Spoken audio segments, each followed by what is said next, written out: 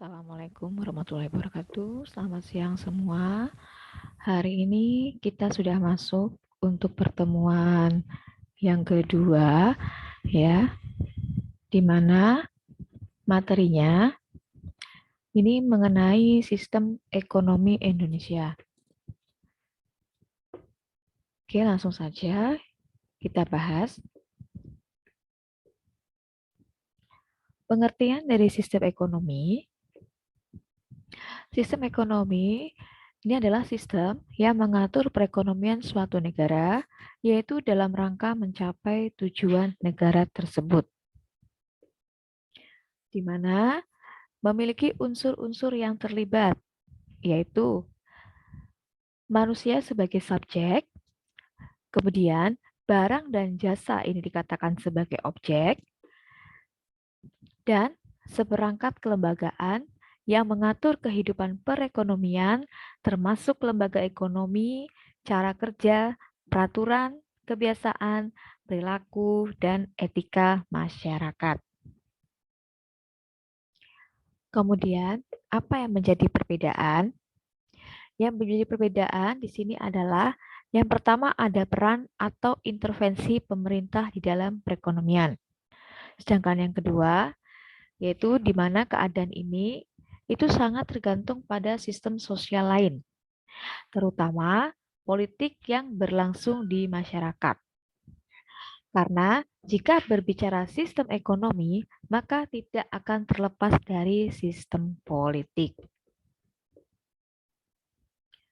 Nah, untuk sistem ekonomi sendiri, ini lahir sekitar tahun 1960-an, ya, di mana sistem ekonomi sendiri ini terdiri dari dua, yaitu sistem ekonomi kapitalis dan sosialis.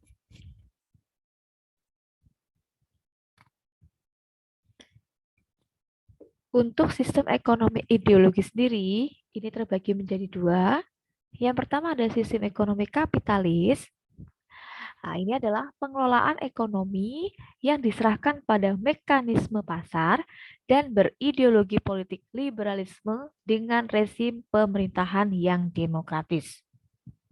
Sedangkan yang kedua, ini adalah sistem ekonomi sosialis, di mana menganut ideologi politik komunisme, yaitu dengan rezim pemerintahan yang otoriter, di mana biasanya cenderung menganut ideologi ekonomi sosialis yang pengelolaan ekonominya berdasarkan perencanaan terpusat.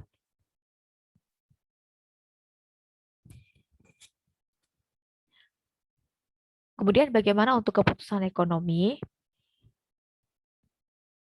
Nah, keputusan ekonomi ini di dalam pengambilannya tergantung pada sistem ekonomi yang dianut oleh negara yang bersangkutan. Keputusan sendiri ini harus diambil setiap waktu di mana sangat berkaitan dengan apa, kemudian berapa banyak, bagaimana, dan untuk siapa kegiatan ekonomi tersebut dilakukan. Untuk pendekatan yang dapat digunakan untuk menjawab jenis keputusan tersebut, yaitu melalui pendekatan dari kalangan ekonom konservatif dan pendekatan dari kalangan ekonom progresif.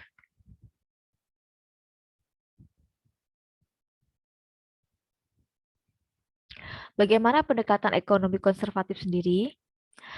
Nah, menurut kalangan ekonom konservatif, untuk memutuskan permasalahan yang berkaitan dengan apa, kemudian berapa banyak, bagaimana, dan untuk siapa kegiatan ekonomi dilakukan, ini sangat tergantung pada mekanisme pasar.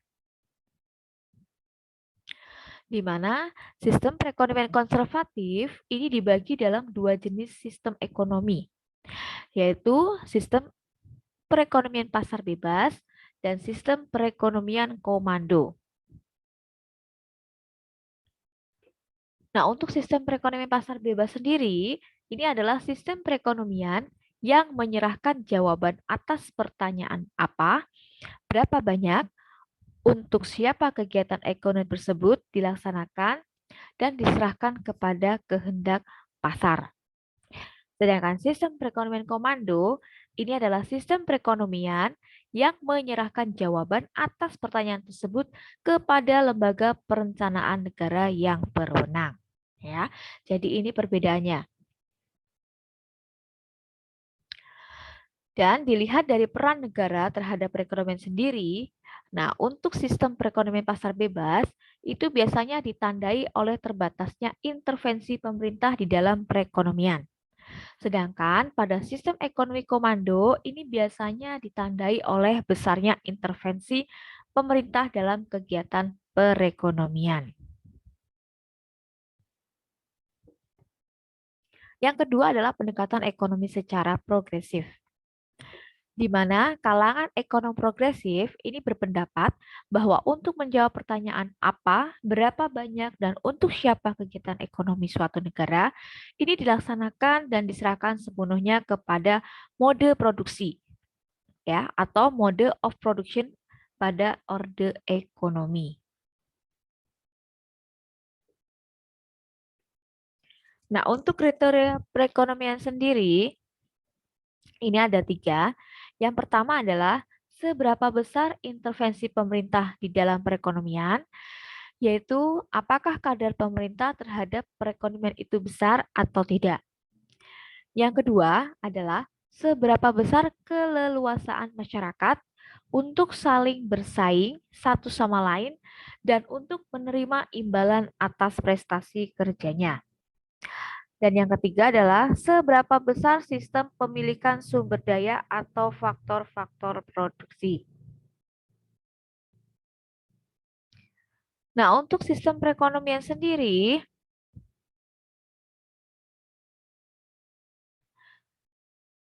ini bisa diartikan bahwa sistem yang digunakan oleh suatu negara untuk mengalokasikan sumber daya yang dimilikinya baik kepada individu maupun organisasi di negara tersebut.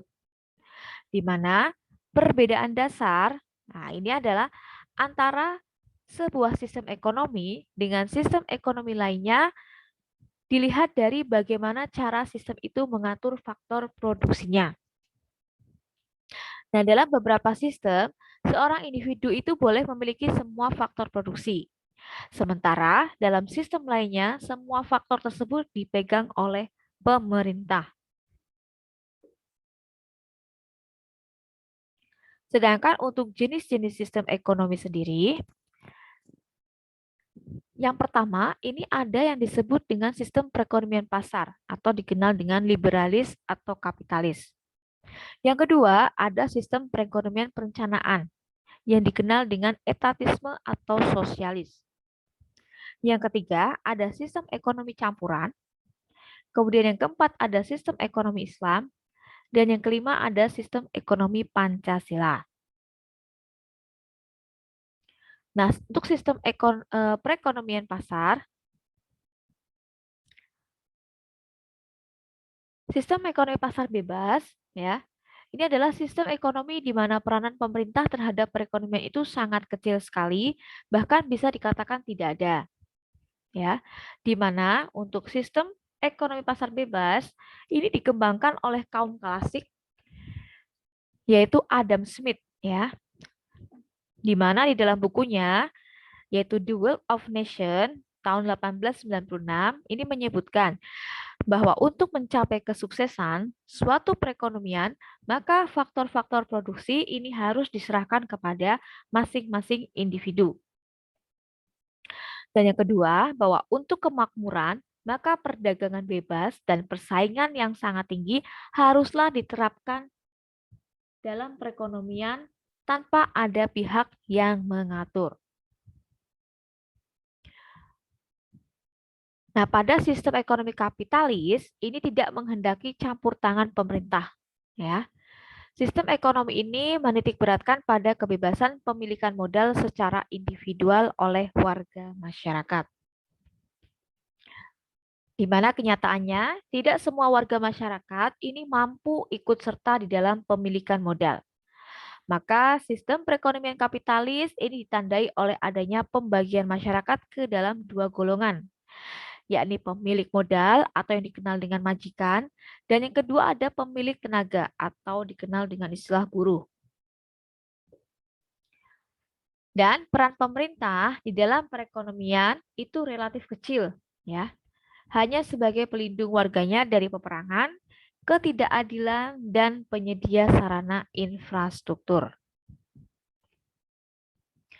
Dan dalam sistem ekonomi kapitalis, mekanisme harga dan pasar ini sangat dijunjung tinggi demi menjalankan perekonomiannya, di mana semboyan yang dipakai oleh ekonomi kapitalis yaitu life is loan atau menunjukkan sifat yang individualis, ya. Nah, untuk sistem ini sendiri lebih banyak dianut oleh negara-negara barat.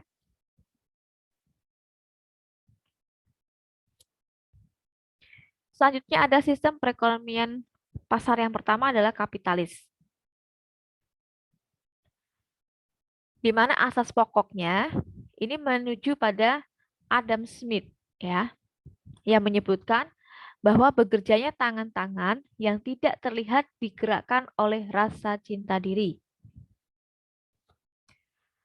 Dan inti pemikiran Adam Smith sendiri ini ada beberapa. Yang pertama ada yang dikenal dengan istilah invisible hand atau tangan yang tidak terlihat, di mana ini akan menggerakkan kegiatan ekonomi dengan keinginan seseorang atau sekelompok orang memberikan barang dan jasa demi mendapatkan yang lain.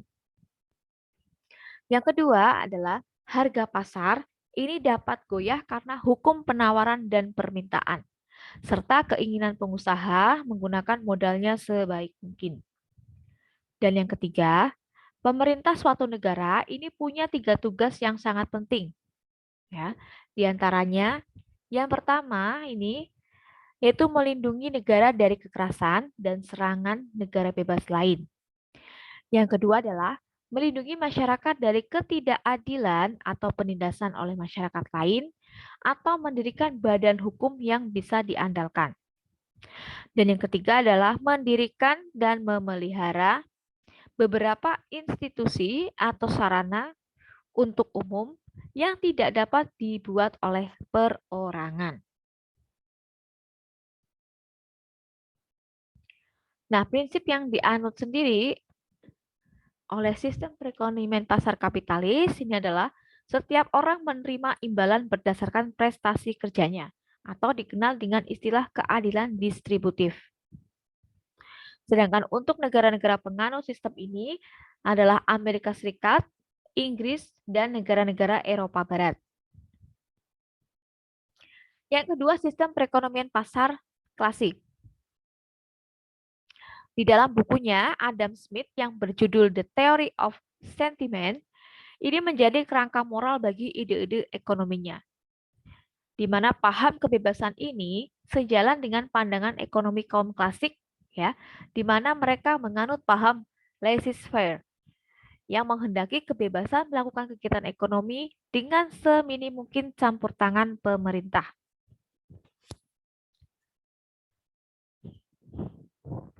Pendapat kaum klasik sendiri ini menganggap bahwa keseimbangan ekonomi atau pasar akan tercipta dengan sendirinya, di mana mekanisme pasarlah yang akan mengaturnya. Dan kekuatan permintaan penawaranlah yang akan mewujudkannya.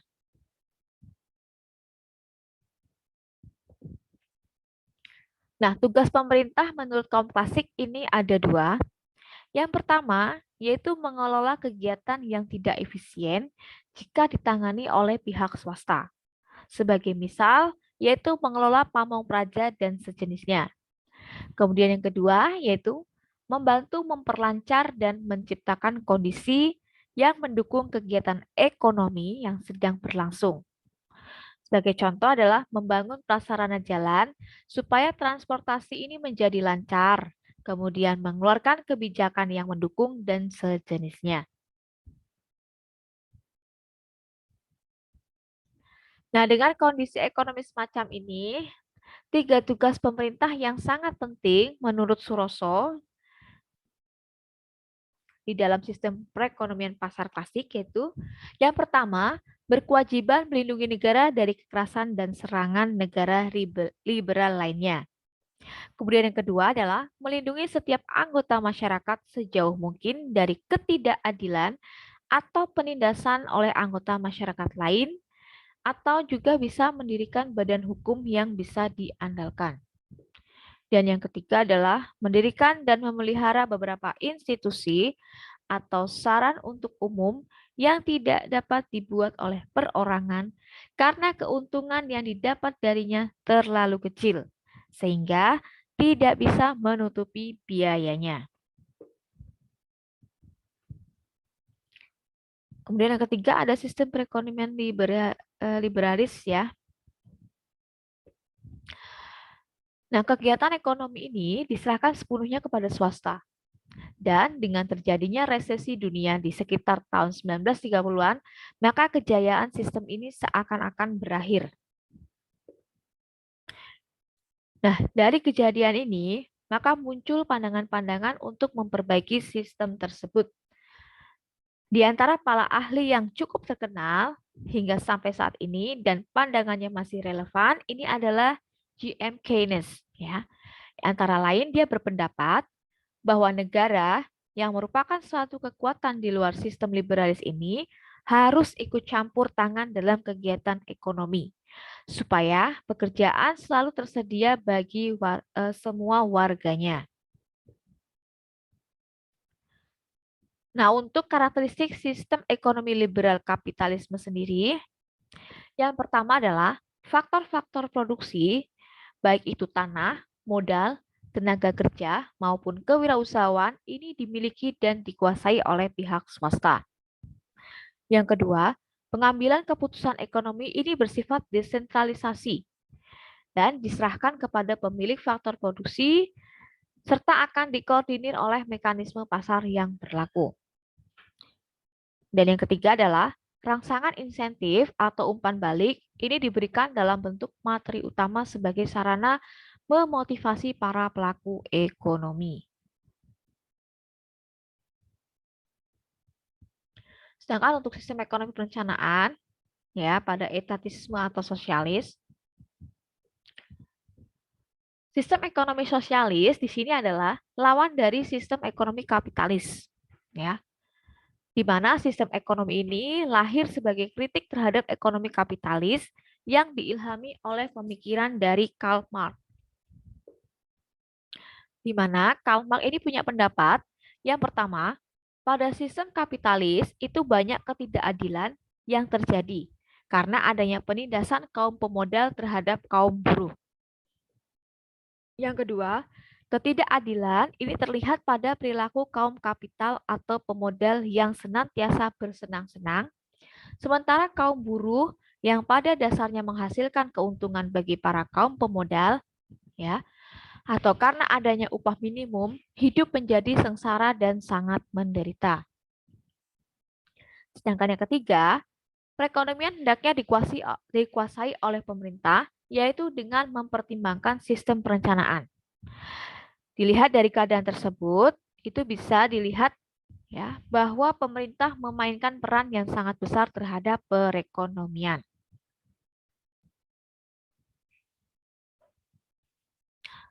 Sistem sosialis sendiri ini terdiri dari beberapa. Yang pertama adalah faktor-faktor produksinya itu dimiliki dan dikuasai oleh pihak pemerintah atau negara. Yang kedua, pengambilan keputusan ekonomi bersifat sentralisasi yang dikoordinasi secara terencana. Kemudian, rangsangan dan insentif diberikan berupa material dan modal sebagai sarana motivasi bagi para pelaku ekonomi. Di mana semakin berkembangnya kesadaran masyarakat dan tuntutan perekonomian internasional, maka sistem sosialis terencana mulai ditinggalkan oleh penganutnya. Hal ini diawali oleh Presiden Rusia yaitu Gorbachev dengan tindakan pembaruannya, hingga mulai pecahnya negara-negara berpaham komunis, di mana dalam perekonomiannya ini cenderung bersistem sosialis. Nah, pada sistem ekonomi perencanaan sosialis sendiri, ini semboyan yang dianut adalah bersatulah kaum buruh. Dan negara penganut sistem ekonomi sosialis itu antara lain Rusia dan Tiongkok. Sistem ekonomi sosialis sendiri ini terbagi ke dalam dua golongan besar, Yang pertama ada sistem perekonomian sosialis otoriter, yaitu yang menjadikan negara sebagai tolak ukur kolektivitasnya. Sedangkan yang kedua adalah sistem perekonomian sosialis demokratik, ya, yang membatasi kolektivitasnya dalam ukuran perusahaan seperti koperasi. Kemudian adalah masyarakat komunis. Nah, di sini yang dicita-citakan oleh Karl Marx ini dianggap sebagai masyarakat yang tidak ada kelas sosial, ya. Jadi, manusia ini dibebaskan dari keterikatan pada milik pribadi dan di masyarakat tidak ada yang namanya eksploitasi, penindasan maupun paksaan. Dia juga berpendapat bahwa negara tidak lain hanyalah mesin yang dipakai suatu kelas untuk menindas kelas lain. Karena itu, negara hanya merupakan lembaga transisi yang dipakai di dalam perjuangan untuk menindas lawan-lawannya dengan kekerasan.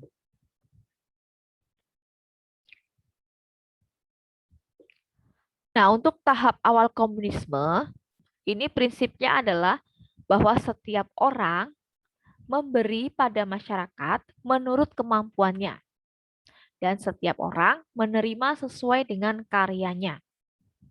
Sedangkan pada tahap komunisme penuh, ini prinsipnya sudah berkembang menjadi setiap orang memberi sesuai dengan kemampuannya, kemudian setiap orang menerima menurut kebutuhannya, atau dikenal dengan istilah distribusi menurut kebutuhan.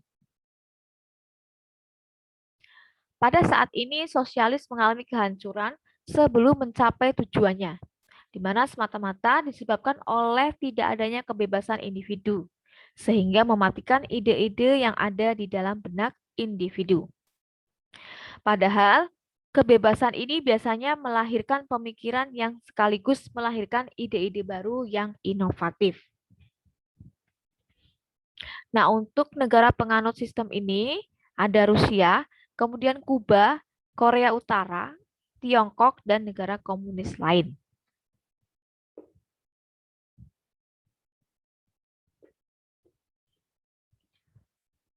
Ciri-ciri dari sistem ekonomi perencanaan, ya, etatisme atau sosialis. Yang pertama adalah hak milik individunya tidak diakui. Yang kedua, seluruh sumber dayanya dikuasai oleh negara. Kemudian yang ketiga adalah semua masyarakat itu adalah karyawan bagi negara. Dan yang keempat, kebijakan perekonomian ini disusun dan dilaksanakan oleh pemerintah. Sedangkan kelebihan dari perekonomian ini, pemerintah itu lebih mudah ikut campur dalam pembentukan harga. Ya. Kemudian, kebutuhan masyarakat dapat terpenuhi secara merata, pelaksanaan pembangunan akan lebih cepat, dan pemerintah bebas menentukan produksi sesuai kebutuhan masyarakat. Sedangkan kekurangannya adalah individu tidak mempunyai kebebasan di dalam berusaha, kemudian tidak ada kebebasan untuk memiliki sumber daya, serta potensi dan kreativitas masyarakatnya tidak berkembang. Selanjutnya ada sistem ekonomi campuran, di mana ini merupakan kombinasi logis dari ketidaksempurnaan kedua sistem ekonomi sebelumnya, yaitu liberalisme dan etatisme.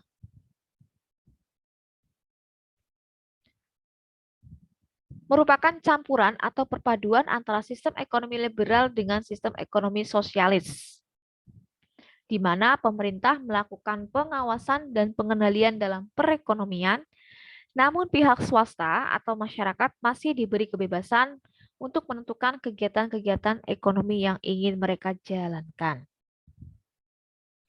Nah, untuk negara penganut sistem campuran, ini adalah Filipina yang memiliki kadar kapitalisme lebih besar dibandingkan kadar sosialisnya.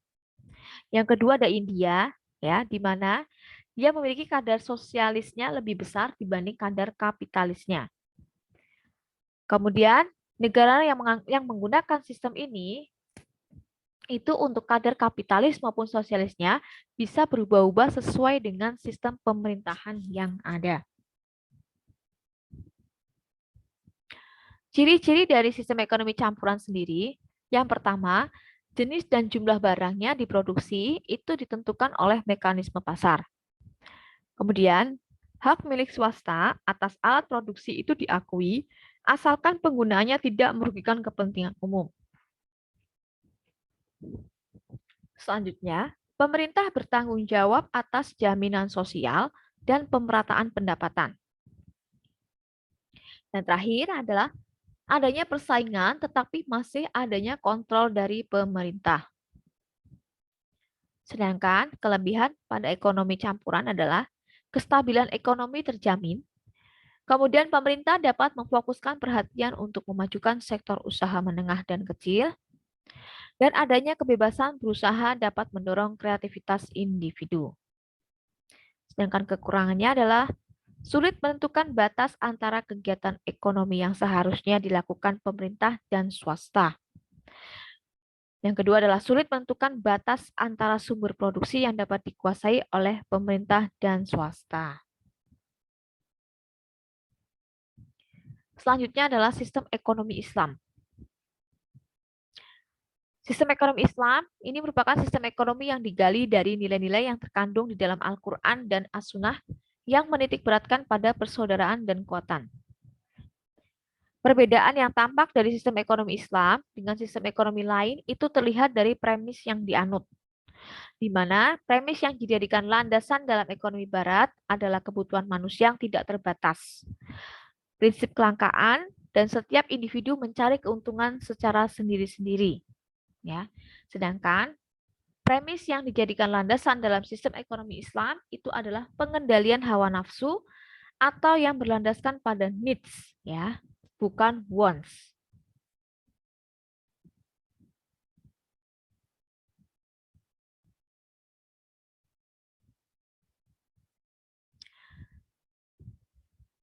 Ekonomi Islam sendiri di sini senantiasa berlandaskan pada tercapainya kemerataan distribusi pendapatan maupun kesempatan kerja. Ya. Selain itu juga berkaitan dengan pemaksimuman keuntungan dalam sistem ekonomi Islam, manusia sebagai pelaku ekonomi senantiasa dituntut untuk meningkatkan keuntungan. Nah, di dalam beroperasi, perusahaan senantiasa berpegang teguh pada asas efisien dan lugas formal, di mana penerimaan perusahaan tetap mengandalkan pada kebutuhan real dan tetap menguntungkan. Ini untuk operasi sistem ekonomi Islam.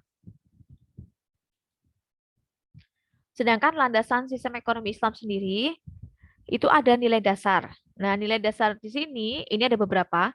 Yang pertama adalah hakikat kepemimpinan. Bahwa kepemimpinan ini bukanlah penguasa mutlak atau sumber ekonomi, tetapi kemampuan untuk memanfaatkannya. Yang kedua ada keseimbangan, di mana keseimbangan ini ditandai oleh kesederhanaan, hemat, dan menjauhi keborosan atau efisiensi. Yang ketiga adalah keadilan. Ya. Nah, keadilan di sini diartikan sebagai kebijakan dalam mengalokasikan sejumlah kegiatan ekonomi tertentu, sehingga keadilan harus tercermin dalam konsumsi, produksi, dan juga distribusi.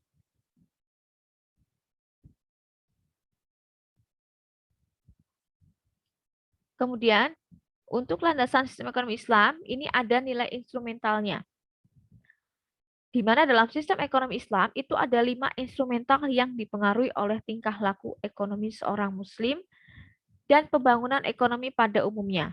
Nah, nilai-nilai tersebut itu meliputi kewajiban zakat, kemudian larangan riba, kerjasama ekonomi, jaminan sosial, dan peranan anggota. Sedangkan pada asas filsafat, ini menurut A.M. Saifuddin, asal filsafatnya ini meliputi tauhid, ya, kepemilikan, dan juga pertanggungjawaban.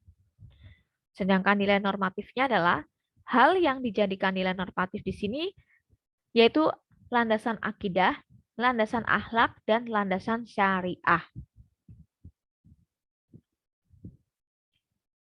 Selanjutnya ada sistem ekonomi Pancasila, di mana gagasannya itu lahir dari Mubyarto dan mulai hangat dibicarakan sekitar tahun 1980 sampai dengan 1981. Ya.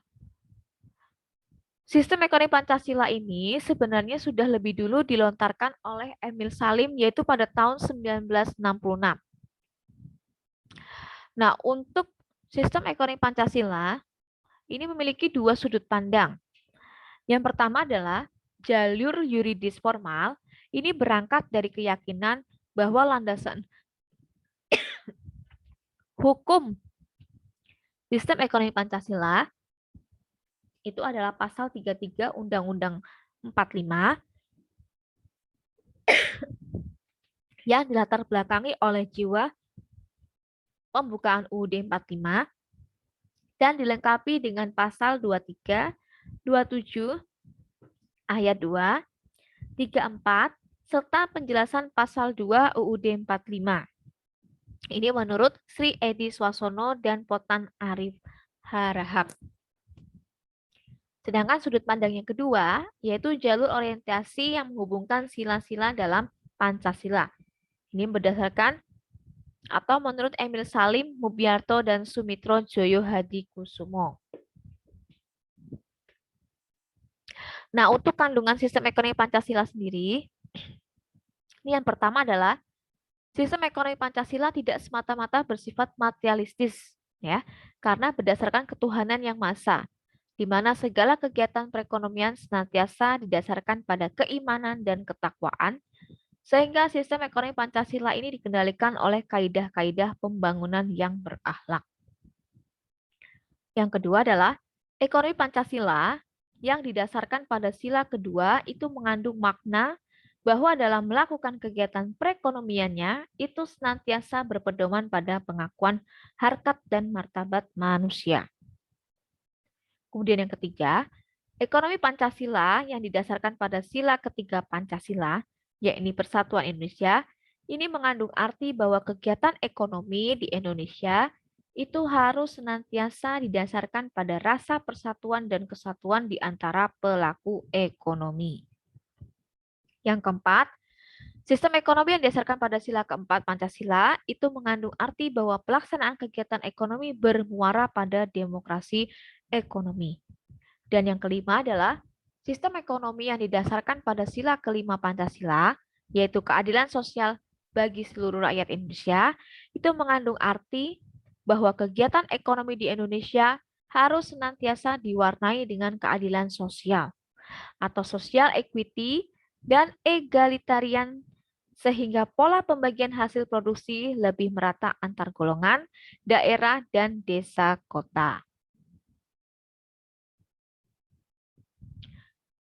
Selanjutnya ada sistem perekonomian Indonesia. Awalnya Indonesia ini menganut sistem ekonomi liberal, yang mana seluruh kegiatan ekonomi diserahkan kepada masyarakat.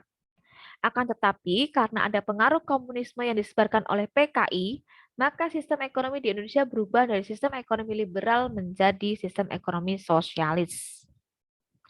Kemudian pada masa Orde Baru, sistem ekonomi yang dianut oleh bangsa Indonesia ini diubah kembali menjadi sistem demokrasi ekonomi. Namun, sistem ekonomi ini hanya bertahan sampai dengan masa reformasi. Nah, setelah masa reformasi, pemerintah melaksanakan sistem ekonomi yang berlandaskan ekonomi kerakyatan. Dan sistem inilah yang masih berlaku di Indonesia.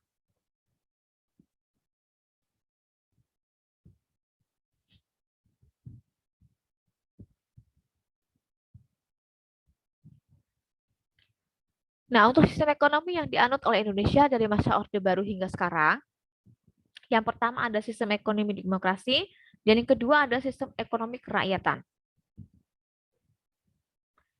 Nah, untuk sistem ekonomi demokrasi sendiri, ini bisa didefinisikan sebagai suatu sistem perekonomian nasional yang merupakan perwujudan dari falsafah Pancasila dan UUD 45 yang berasaskan kekeluargaan dan kegotong royongan dari, oleh, dan untuk rakyat di bawah pimpinan dan pengawasan pemerintah. Nah, pada sistem demokrasi ekonomi sendiri, pemerintah dan seluruh rakyat baik golongan ekonomi lemah maupun pengusaha di sini aktif di dalam usaha mencapai kemakmuran bangsa. Selain itu, negara berperan dalam merencanakan, membimbing, dan mengarahkan kegiatan perekonomian. Dengan demikian, terdapat kerjasama dan saling membantu antara pemerintah, swasta, maupun masyarakat.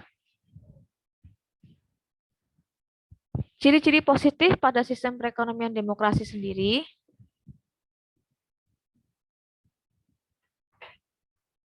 yang pertama adalah cabang-cabang produksi yang penting bagi negara dan menguasai hajat hidup orang banyak itu dikuasai oleh negara.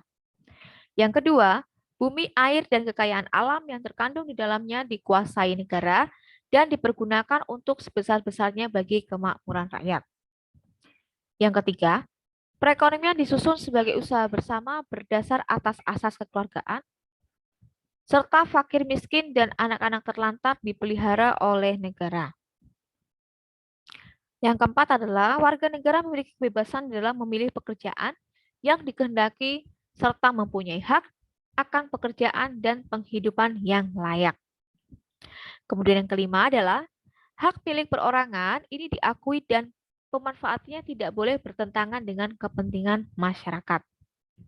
Sedangkan yang keenam adalah potensi, inisiatif, dan daya kreasi setiap warga negara ini dikembangkan sepenuhnya dalam batas-batas yang tidak merugikan kepentingan umum.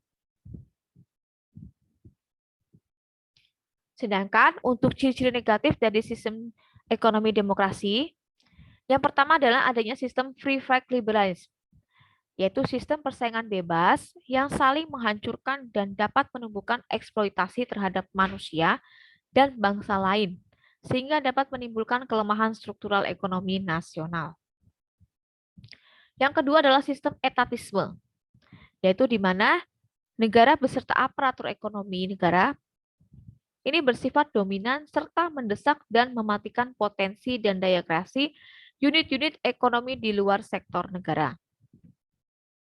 Kemudian, yang ketiga adalah persaingan tidak sehat dan pemusatan kekuatan ekonomi pada satu kelompok dalam bentuk monopoli yang merugikan masyarakat. Sedangkan untuk sistem ekonomi kerakyatan sendiri, ini berlaku sejak tahun 98, di mana pada sistem ekonomi kerakyatan, masyarakatlah yang memegang aktif dalam kegiatan ekonomi. Sedangkan pemerintah ini hanya menciptakan iklim yang bagus bagi pertumbuhan dan perkembangan dunia usaha. Di mana pemerintah ini bertekad melaksanakan sistem ekonomi kerakyatan dengan mengeluarkan ketetapan Majelis Permusyawaratan Rakyat Republik Indonesia, yaitu nomor 4 /MPR /1999, yaitu tentang garis-garis besar haluan negara yang menyatakan bahwa sistem perekonomian Indonesia adalah sistem ekonomi kerakyatan. Ciri-ciri dari ekonomi kerakyatan sendiri, yang pertama adalah bertumpu pada mekanisme pasar yang berkeadilan dengan prinsip persaingan yang sehat. Yang kedua adalah memerhatikan pertumbuhan ekonomi, nilai keadilan, kepentingan sosial, dan juga kualitas hidup. Yang ketiga adalah kemampuan mewujudkan pembangunan berwawasan lingkungan dan berkelanjutan. Yang keempat, yaitu menjamin kesempatan yang sama di dalam berusaha dan bekerja. Dan yang kelima, yaitu adanya perlindungan hak-hak konsumen dan perlakuan yang adil bagi seluruh rakyat. Sedangkan untuk para pelaku ekonomi sendiri, ini ada 3 pelaku utamanya. Yang pertama adalah perusahaan negara atau pemerintah, yang kedua adalah perusahaan swasta, dan yang ketiga adalah koperasi. Dan sebuah sistem ekonomi ini akan berjalan dengan baik apabila pelaku-pelakunya dapat saling bekerja sama dengan baik pula di dalam mencapai tujuan. Dan sikap saling mendukung di antara pelaku ekonomi ini juga sangat dibutuhkan di dalam rangka mewujudkan ekonomi kerakyatan. Oke, itulah materi untuk pertemuan kedua, yaitu mengenai sistem perekonomian. Semoga apa yang saya sampaikan ini bisa bermanfaat dan dipahami. Dan apabila ada pertanyaan atau hal-hal yang belum jelas, ini bisa ditanyakan ya melalui WhatsApp group. Dan untuk pertemuan hari ini saya rasa cukup. Saya akhiri, wassalamualaikum warahmatullahi wabarakatuh.